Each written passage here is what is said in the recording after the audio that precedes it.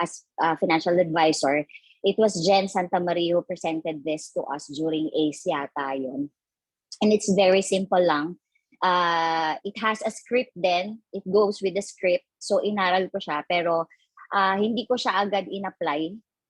Parang lately lang. And then itong presentation na to, it was already revised by medyo pinaganda ni JC. So makikita nyo kung meron kayo nito, yung mga tenured advisor, kung meron kayo nito, hindi na ito yung makikita nyo. So medyo mas cute siya. So this one is a standard of living. So sa mga clients ko, kahit nag-i-insist nila, oy, minsan gusto na nila ng proposal kaagad. Pero to give justice naman sa pagiging financial advisor, I also would like to have a little presentation, like also a financial planning. No? So this one is the standard of living. So sir, ma'am, what is a standard of living? This is actually the degree of your wealth, yung comfort of living in terms of your income, your employment, food, comfort, shelter, ayan. So more of material things siya. So it represents a triangle wherein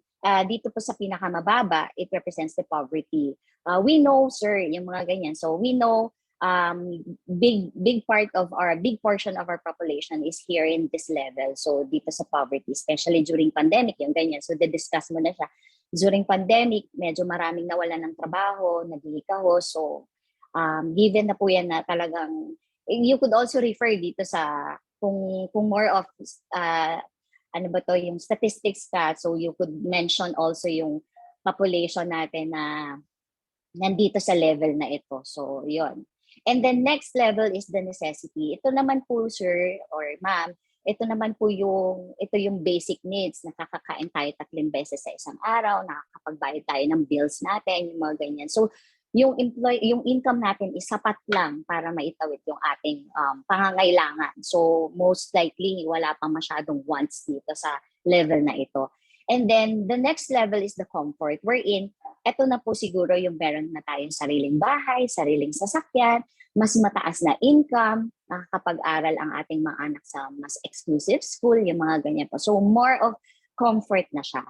And then the next level or the last level is the luxury, wherein ito naman po yung talagang sobra-sobra na yung ating income. So pwede siguro tayong marami na tayong business, other source of income. So nakakapag-travel abroad without looking at our budget, yung mga ganyan. So yon. And then I asked the client na why or how many years are you working, and then kung kanino po kayo nagtatrabaho. So, yun yung isang tanong. Why are you working? So, yung ganyang tanong. And then, laging ang sagot, wala naman pong iba, laging ang sagot, either single, kahit anong status pa yan, single, married, or whatsoever, ang laging sagot is para sa pamilya. So, sir, pwede nyo rin itanong kung saan na siya nag-work, yung mga ganyan, or pwede nyo na rin siya na KYC before pa tayo mag-present. Kasi through chat, nakausap nyo na siya, alam nyo na yung kung saan siya nag-work, yung mga ganyan. So, yun. So, sir, I assume na you are already in this level and you are working for your family. So, this represents your family. Ngayon po, ito pong family nyo, nasa comfort level na.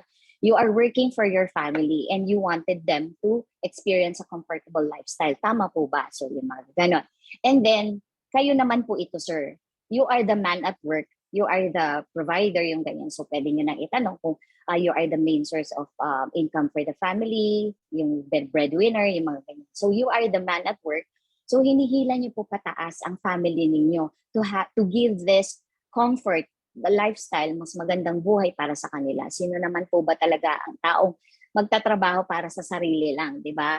Gusto natin para sa family natin, and then we work hard for them to achieve also our dreams. Speaking of dreams, sir, so speaking of dreams, ano po ba mga pangarap natin para sa pamilya natin? So, yon, magdi-discuss na po siya, magsasabi na po siya kung ano yung mga dreams niya. Tapos, okay, so, sir, would you mind if I will take down notes nung sa mga dreams mo? So, ako po, nagte-take down notes, so may notebook ako pagka may client ako. Binabalikan ko yun pagka nagpa-policy review. So, sir, na-mention mo noon, ganyan, kumusta yung mga ganon. And then, may i-mention dyan, especially for parents, number one, ang sinasabi is good education for the children. I myself is a parent, sir, yan din ang talagang goal ko, ang makatapos ng mga anak natin sa pag-aaral. So, yun, it's a very good discussion. Tapos, pwede nyo rin pong i-enhance to na saan nyo po babalak pag-aralin yung mga anak nyo, yung mga ganyan. So, especially kapag may anak sila na magka-college na or high school na, yung ganyan. So, nakikita nila, nagme-mention sila minsan ng school, mga exclusive schools. Tapos, pwede nyo na rin i-mention how much is the tuition, yung mga ganyan. So, yun. And then, sir, ano pa yung mga dreams nyo, yung mga ganyan. And then, syempre, komportableng buhay, magkaroon ng sasakyan, yung mga ganon. So, oh, sir, so comfortable lifestyle, ganyan. Tapos, sir, yun, maka-travel abroad, yung mga ganyan. Tapos, magkaroon ng business. Tapos, sir, ano pa po? Tapos, minsan, wala na silang maisip. Sir, if I may suggest, baka ito yung medyo na-neglect din sa ating mga dreams. Ito yung magkaroon ng nice retirement, sir. Tapos yon, so would you like to retire comfortably? Tatanong natin na ganyan. And then, oo naman. So, automatic yan. Sasagot sila, oo naman. Ganyan. Sir, I asked actually the client, what is your target age for retirement? So, yon.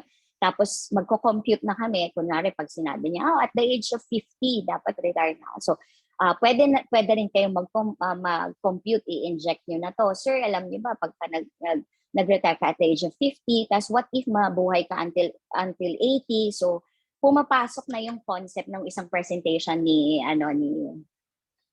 yung 28,000 days na yung retirement presentation ni ni Jay, ano ba to?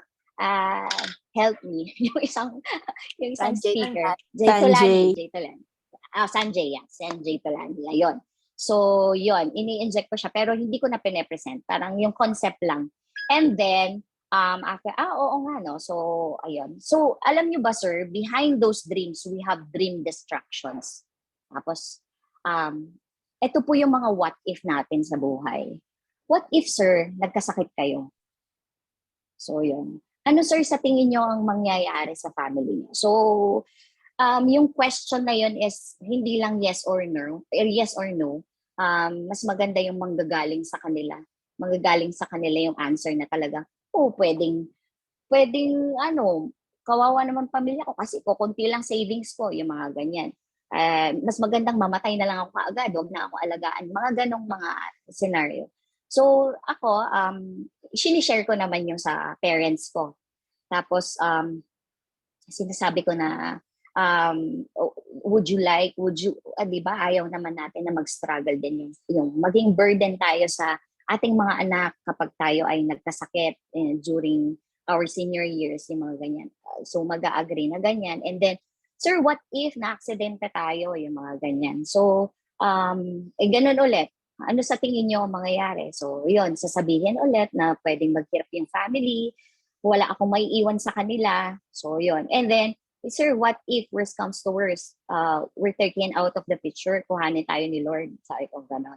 So, yun, no, parang fear na. So, parang makikita mo na sa kanila na pati yung answer, nagiging emotional na during this period, no? And then you share, eto sir, what if eto nga po ang nangyari, you're taken out of the picture, your family will shatter.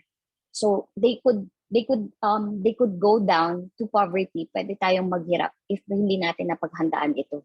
So, sir, while you are capable, you are strong, you are capable and working, kailangan, sir, i-build na natin yung money at work natin. We have to have a wedge to protect our family. So ano po ba, sir, ito po yung parang kalso kapag sa gulong sa sasakyan po, may kalso po tayo. What are the money at works?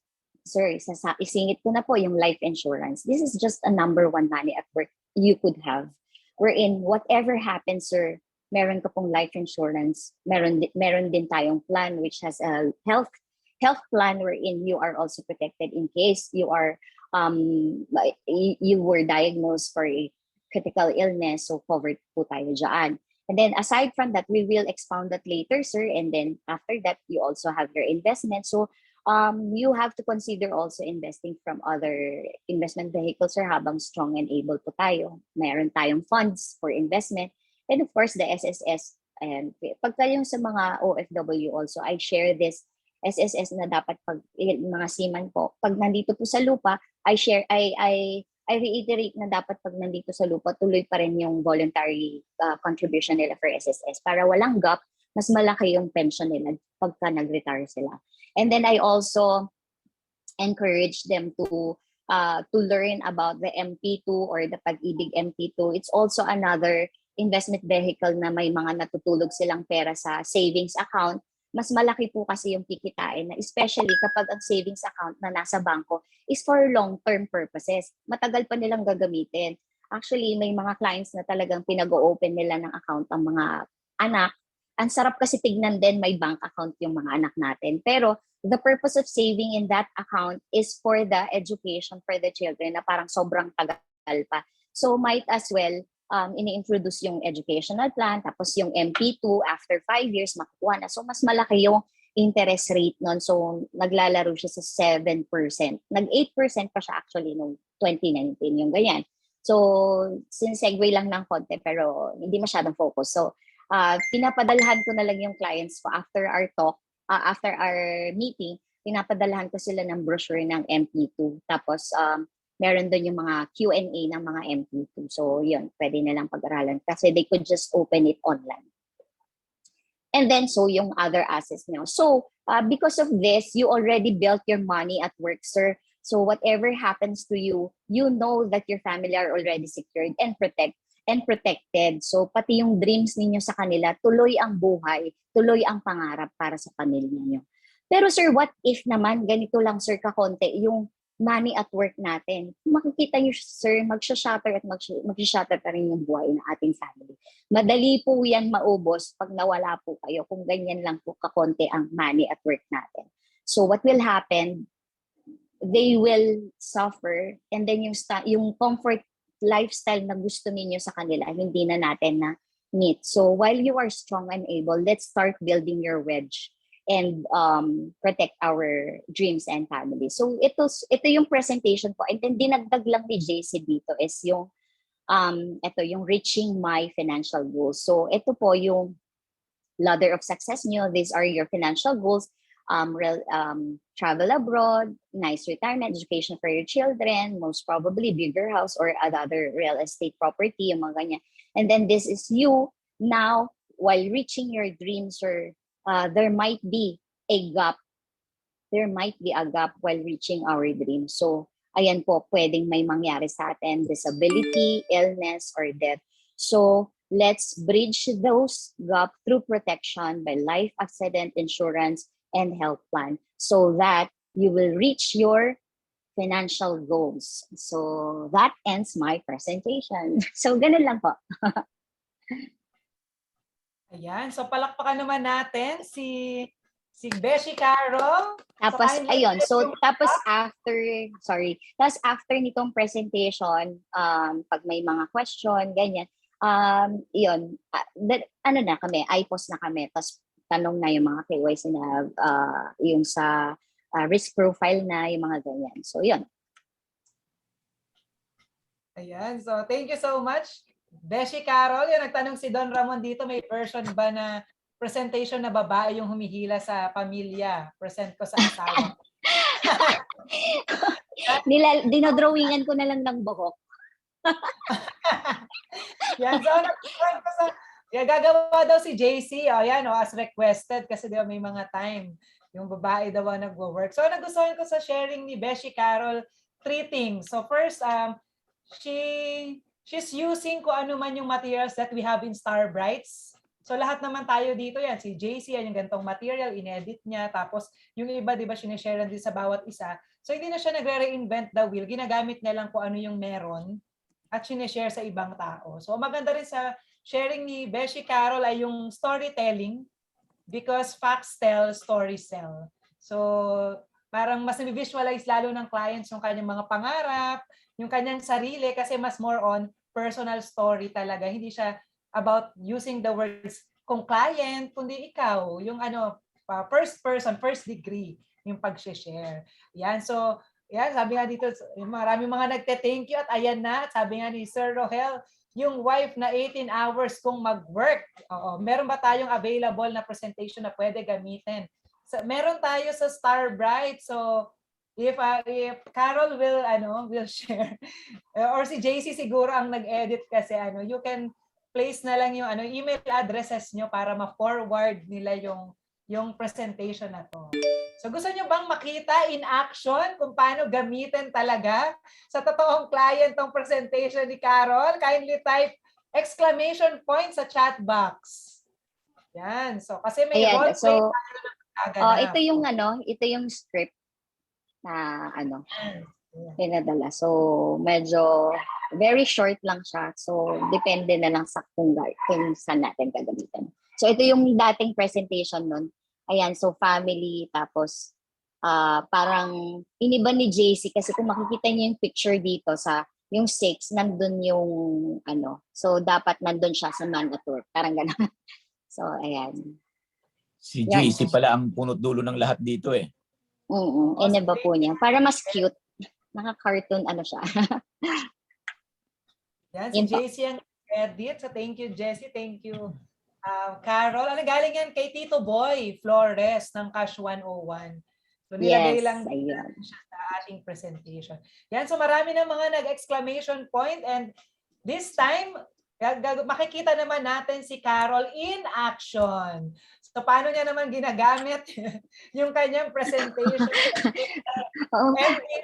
year after year. So actually, hindi ko to pine-present sa mga VVIP eh. Kasi okay. Hello. Hi, Sir Rohel. Hi, how are you? Good morning. Good morning. Sir, happy Valentine's Day. Uy, sir, salamat. Una sa lahat, sir, I know you're a very, very busy person. I'd like to thank you for taking time to meet me today. So, ayan, maraming salamat, sir. Ano bang tungkol dyan, Carol? Sir, syempre. Yung sinasabi mo, medyo busy lang ako. Pwede bang padala mo na lang sa akin kung anong proposal mo na yan? Sir, I understand. AIA ba yan? AIA ba yan? Yes, sir. Opo, AIA Philippines. Sir, pagka nagpadala akong proposal, alam kong busy ka, hindi mo rin yun mababasa. Sigurado yan, sir. Kaya nga, I would like to take this opportunity. Very short lang naman, sir, yung aking presentation para mas maintindihan nyo. Siyempre, sigurado, sir, pipirma din kayo kaagad at the end of this presentation. Malakas, sir, ang loob ko.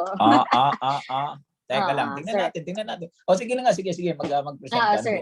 So, sir, I would just like to focus on the standard of living, no? So, alam naman natin, the standard of living, this is actually the degree of your wealth. Gaano ba karama yung inyong wealth, no? In terms of your income, your employment, food, no? Yung lifestyle. This is more of your material wealth. Ayan, tinatawag nga nila. And then, sir, dito, sir, actually it represents a triangle po, no? Pero below this triangle is the poverty. We all know, sir, mas malaking parte ng ating population dito na lang po sa Pilipinas. Yan ba yung tinatawag lang laylayan ng lipunan? Yes, sir. Opo. Alam ko naman, sana naman ay madala ang ating mga nasa laylayan para naman magkaroon sila ng magandang standard of living. Tama po, sir? Ayan. Yeah. So, sir, ang sunod naman po, actually, sir, napakadaming unemployed, especially this pandemic, di ba? Napakadami po talagang ramdam din, no? Ramdam din na nandito sila sa level na poverty. And then the next level, sir, necessity. Medyo marami din sa population natin talaga ang nandito po yung sakto lang talaga. Yung income nila, sakto lang, no? Nakakakain 3 beses sa isang araw. Hindi na pwedeng lumampas. Hindi pwedeng kumain sa magandang restaurant. Hindi pwedeng mag-travel. Ito po yung mga... may kilala nga akong ganun din, Carol, eh. Pag kumita yung asawa niya ng 500, sakto. Pag kumita yung asawa naman niya ng 1.5, sakto pa din. Correct. Tama, sir. Kayo, sir, syempre, sir, kasama din dyan. Kasama po sila dyan. Yung talagang saktuhan lang. Oo. Tapos, sir, alam ko, hindi po kayo dyan sa level na yan. And then the next level is the comfort, sir. So ito naman medyo komportable na yung buhay natin. May sarili tayong sasakyan, may sarili tayong bahay, more or less may business, maganda yung income natin, maganda employment natin, benefits sa employer, napakaganda po. So talagang masasabi natin komportable ang buhay natin. Pwede nating pag-aralin ng mga anak natin sa exclusive school. Okay, so sir, next level is the luxury. Sir, nandito ka ba sa level na to? So, yun. And then sir, luxury, pwedeng maging Henry C, pwedeng mga Lusutan, pero not necessarily. We could actually define our luxury in terms of our lifestyle, di ba? But sir, is it safe to say that you are on the comfort level? Oo naman, oo naman. Yes. Okay. Sir, matanong ko lang, sir, if you don't mind, how many years are you working? I've been working for over 20 years already. Wow, 20 years, no? Very, ayan, matagal-tagal na rin, sir, no? 20 years. And then, sir, when you started working, para kanino po kayo nag-work? Nabasa ko nga dati, natutuwa ko sinasabing patalastas nga pala sa TV na para kanino kayo gumigising. Ganun ako para talaga sa pamilya ko. Oo. Nescafe yan, sir, di ba? Sakto. Yes. So, para sa pamilya. Tama, sir. Actually, yun din, sir, ang karamihan talaga na you don't actually work for yourself alone. Kahit single nga po, di ba? Nag-work din para sa parents. Yun ang laging mindset. Tayong mga Filipino mindset natin, makatulong sa pamilya, makatulong sa parents, di ba po? Kahit nga po, may asawa at anak na kahit able yung parents nila, nagbibigay pa rin ng tulong para sa pamilya. Di ba, sir? So, Tama yan. sir, sabi niyo po, nagtatrabaho po kayo para sa pamilya niyo and you are on the comfort level. So, yan po yung family niyo represents, sir. This character po. And then, sir, ito po kayo. You are working for your family, for their protection. So, sir, ano ba pinoprotektahan natin, sir? May mga pangarap ba tayo para sa pamilya ninyo? Siyempre yung normal naman, yung ayaw mong matulad sa pinanggalingan mong buhay. Ako kasi galing ako sa hindi karangyang buhay. Ayaw kong danasin pa ng mga anak yan. So, yun ang nagsisikapan ko na hindi marating nila. So, lahat dapat pasan-pasan ang daigdig. Yes. So, dapat, sir, mas komportable talaga yung buhay kaysa yung naranasan natin. Mm-hmm. Level yes, up. I also agree with that, sir. Okay, sir. Sir, ano pa ang dreams mo? May specific dream ka ba, sir? Well, katulad ng nakakarami, gusto ko man komportable din naman kapag sila ay may kanya-kanyang buhay na mga anak ko, na ilan lang naman ko, konti lang naman sila, 6 lang sila eh. So, gusto ko naman na maayos ang aking retirement din. Yung bang, at ayaw kong mag-retire ng 65. Gusto ko mas maaga-aga. Okay. So, sir, sinabi niyo, no, meron ba kayong specific in terms of comfortability para sa mga anak niyo? Meron bang specific? Kasi sabi nila, mas maganda daw pag specific yung dreams and goals natin. Mas na-achieve po yun kaysa sabihin mo lang na gusto ko ng kotse. Diba? Dapat specific daw. Kailangan BMW. Mga ganun po. Diba? So, sir, in terms of dreams, so, yeah, ang basic ko lang naman para sa mga bata ay mabigyan sila magandang laban sa buhay. And that is for the education. Kasi ang naniniwala ko sa kanilang kanya-kanyang diskarte na pagdating ng panahon importante, meron silang hawak-hawak na armas para lumaban sa buhay. Yeah, that's true, sir. I agree with you. Yes, I agree with you. So, nabanggit niyo, sir, that's one of your dream is to have a good education for your children. So, that's one. Napakaganda. Ako, sir, bilang parent, no, ako din, I would want to have a good education for my children. Makatapos lang po sila ng pag-aaral, whatever choice they would want. And then, we know naman, sir, that education is always the wealth that we could always pass on to our children. So, do you agree with that, sir? Amen. Yes, amen. Tapos, sir, ayan, sabi mo nga, sir, comfortable lifestyle. Sir, in terms of comfortable lifestyle, ano bang gusto nyo maibigay sa mga family niyo, mga anak niyo? Well, kung ano yung kaming sama-sama na na-enjoy ngayon sa buhay namin, yung nakakapag-travel, nabibili ang gusto namin, hindi yung kailangan, di ba? Pero gusto namin. Yes, sir. Big sabihin, medyo a little above ng pangangailangan. So may konting elbow room to want something. So yun lang naman ang mga bagay na gusto kong kahit papaano maranasan ng mga bata habang nandyan ako. Yes, sir. Very nice, sir, no? So, meron ba tayong kotse, sir? Is it okay to ask kung meron ba Kahit tayong... papaano naman po, meron akong Nissan. Nissan umaandar, Nissan hindi. Sir, insured naman yan. Of course. Yes. Kasi sir, syempre, madalas yung iba, insured yung kotse nila, tapos yung sila mismo, wala. Kaya, I assume din naman. Meron kayo ba, sir, aside from meeting me, meron na po ba kayong insurance, existing insurance? Opo, meron na po. Ayan, very good po kayo, sir, dyan. I congratulate you for having that, no? Pero Both alam para ko, sa sakyan at saka sa medyo inyo. kulang pa rin po. Kulang pa rin. Ramdam ko naman yun na kulang pa rin. Oo. Yes. So siguro, sir, nabanggit nyo din na you would like to have a good retirement, which is, that is one of your dream. Tama po? Sinabi nyo, Yes, sir, yes. ayaw nyo mag-retire at the age of 65. What is your ideal age for retirement? Before age 65. So, sir, that's 64 anyhow. So, yes, sir. So 64 nga. Gusto ko 55. Ayun, 55. At least specific tayo, sir. Sabi yung before 65, 64. So 55, sir. Sir, what if kung ilang taon na nga kayo, sir? I'm just a year older than last year. So, sir, so that's 54, sir. So yon, sir. But ayaw Yes, niyo, yes. sir, ayaw niyong sabihin yung age ninyo. Yung real Specific age nga ako niyo. eh. Specific. Sir, I'm now 49 years old. so 49, sir. Yeah, so Yan. So you have 6 years. 6 years na lang, sir, to hit yung ating retirement age. So what have you done so far, sir, to reach your retirement age? I mean retirement plan. Ayan. number So one, what pinipilit if, kong sir? pigilan yung age 55. Yun ang una kong ginagawa. Paano nyo, sir, pinipigilan? Share nyo naman yung tip.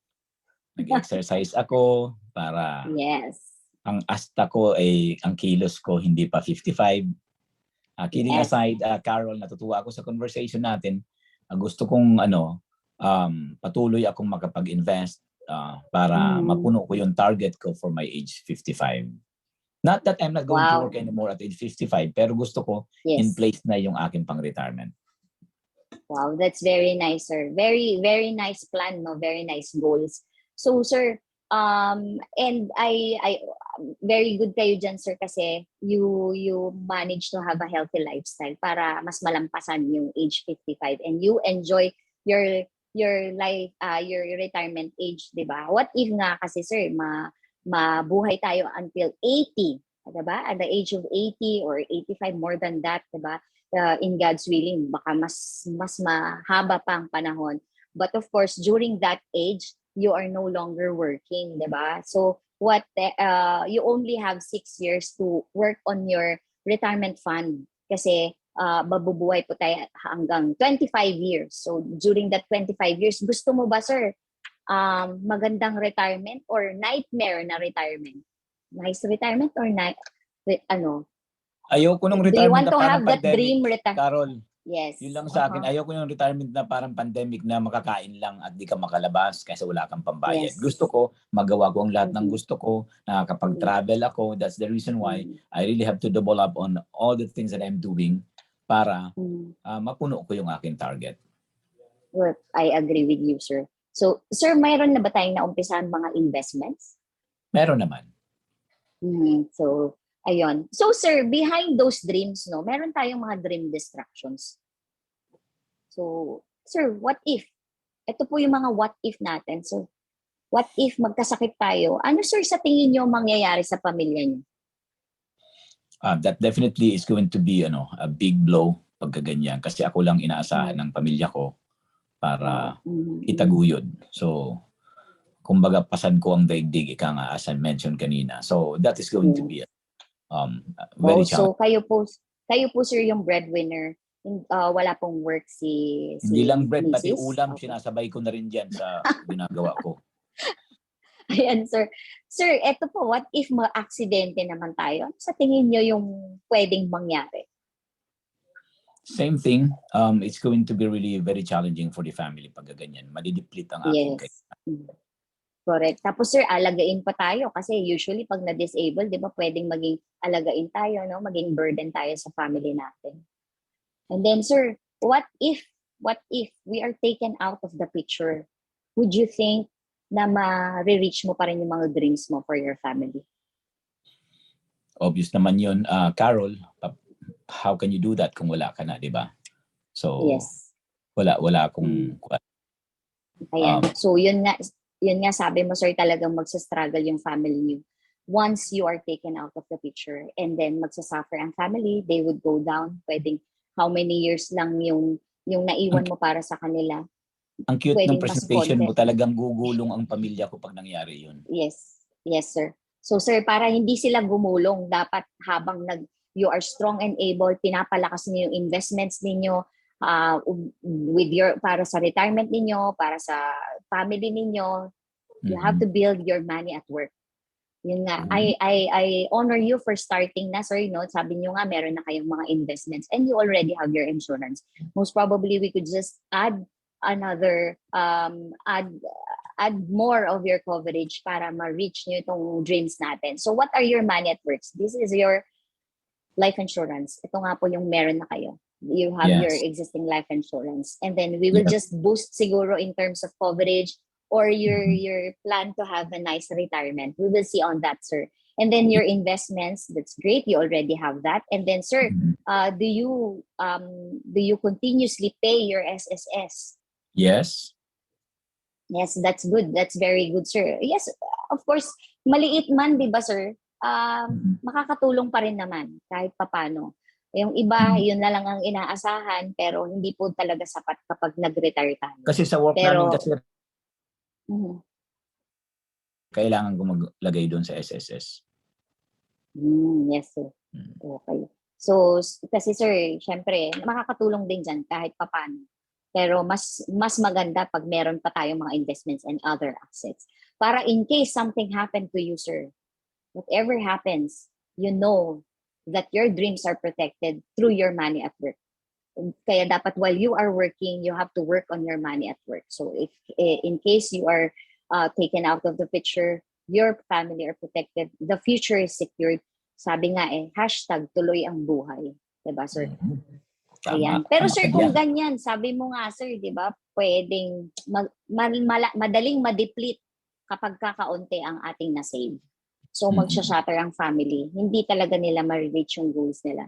So, it will slide down to the incline wherein they could experience that level of standard of living na maghihirap ulit. Start all over again sila dahil nawala yung provider nila, yung main income provider or the family provider. So, ayan nga. So, let me help you start building your wedge para mas strong yung ating pag-reach sa ating mga dreams. So, ayun. So, just want to, my last presentation, sir, ito yun, sir, yung picture na to, lahat po yan kasama sa iyong dreams. Good retirement, good education for the children, travel abroad with your family, diba, na hindi tinitingnan ng budget, hindi tinitingnan ng expenses, travel lang talaga. And then another is your investments, pwedeng real estate investments, yung mga ganyan. So, you are here, while you are reaching your dreams or your ladder of success, there might be a gap. Ito yung sinabi natin, what if, sir? There might be a gap. You could diagnose with a critical illness. You could be disabled, or worse, you could have you can leave your family permanently and join our Creator, diba? So let's avoid that. Ko tuloy yung sa mga train station pag nandun ka, please mind the gap. No? Yes, sir. Mind the gap. And then, thank you for reminding. Dito, sir. Yes, sir. But dito, sir, let's bridge those gaps through protection. So this is your life insurance coverage. Ganda nun. Critical illness or insurance. Yes, sir. So para, sir, tuloy ang buhay, whatever happens. May peace of mind tayo na tuloy yung pangarap para sa pamilya ay matutupad with or without us. Yan lang, sir. So, sir, okay lang ba? I would ask questions na with regarding your risk profile, yung mga ganyan. Sir. Thank you, tuloy sir. natin yan. Oo. Thank you for the presentation. Ang Okay, ganda, sir, ang ganda. open ko lang, sir, yung iPost ko, sir, ha? Yan. Yun. So, yan. To get your informations. Yan. Yan lang. Thank you, Sir Rohel. All right. Congratulations. Ang ganda-ganda ng very smooth yung yung presentation ni Carol. Kahit ginugulo ko siya sa pangungulit ko habang nagsasalita siya. Kasi gusto ko lang kasing ibigay ang halimbawa na sometimes yung kliyente ganun. Meron naman masungit tayong kliyente, pero meron naman ganyan na chill-chill lang at nagpapatawa pa, di ba? Yeah. So, actually, sir, depende rin sa usapan, meron yung isang na-share ko yung experience ko, yung kapag sinabi ko na what if nagkasakit tayo, especially critical illness, sinishare ko talaga yung burden na naranasan ko during the time na magkasakit yung father ko, ganyan, na-operahan siya, bypass, magkano yung nagastos namin, and then ako lang sa mga anak niya yung able, so yung savings naming mag-asawa talagang napunta lang doon, to start all over, tapos nangutang pa ng pandagdag, yung mga ganyan. So, sinishare ko story yun. talaga. Opo. So, tapos nasundan naman critical illness ng mother ko, kidney naman. So, dialysis every month, 3 times a week. So, talagang yun, sinishare ko yun. So, nare-realize nila talaga yung paano yung magiging family, talagang magbo-burden sila, magsistruggle kapag nagkaroon ng critical illness. So, yun po. Galing-galing. Storytelling really sells, Kasi nga, doon nakaka-relate ang mga tao. Yung marami nating kausap. Nare-relate niya, nga. Kaya napapa-nga sila. Diba? So, that's really good, no? And, guys, ako na-appreciate ko todo-todo yung style ng cool presentation ni Carol. Ang walang kakaba-kaba. For sure, in front of the client, kung gaano kagiliw si Carol in presenting, she must be doing the same probably.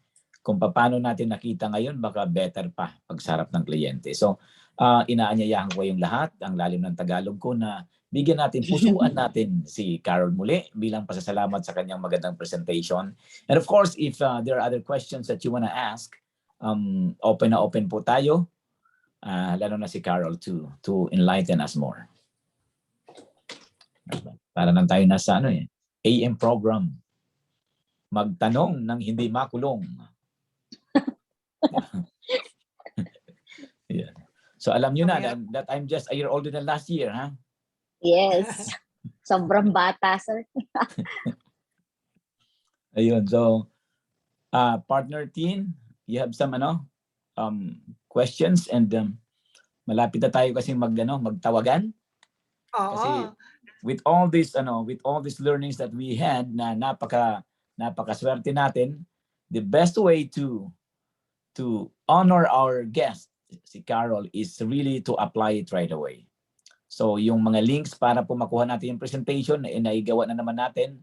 Ikalat po natin sa mga kasama natin yung hindi naka-attend at hindi pa rin mag-attend mamayang hapon.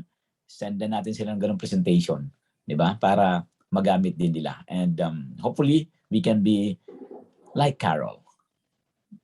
Yan. So thank you so much, Sir Rohel,